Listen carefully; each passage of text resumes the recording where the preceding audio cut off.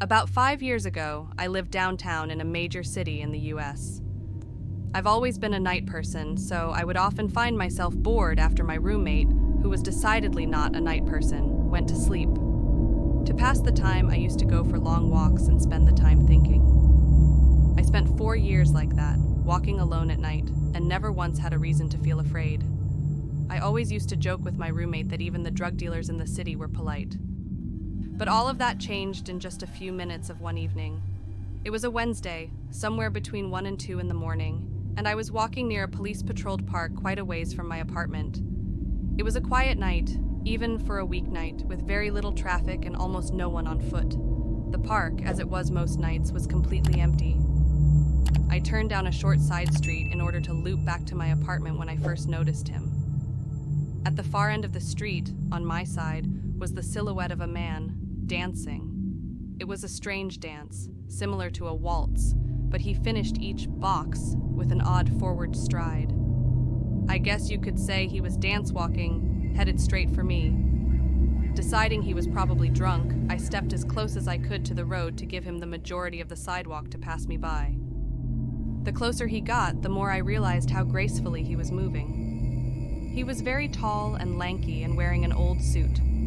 He danced closer still until I could make out his face.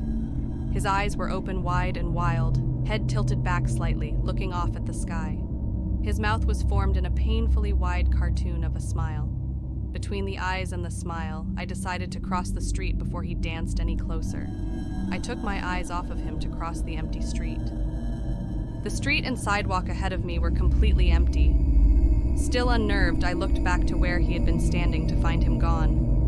For the briefest of moments, I felt relieved, until I noticed him. He had crossed the street and was now slightly crouched down. I couldn't tell for sure due to the distance and the shadows, but I was certain he was facing me.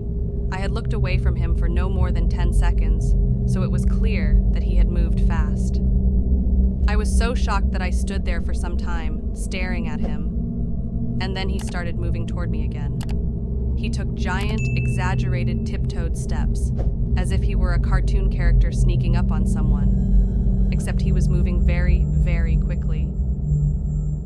I'd like to say at this point I ran away or pulled out my pepper spray or my cell phone or anything at all, but I didn't. I just stood there, completely frozen as the smiling man crept toward me. And then he stopped again, about a car length away from me, still smiling his smile, still looking to the sky.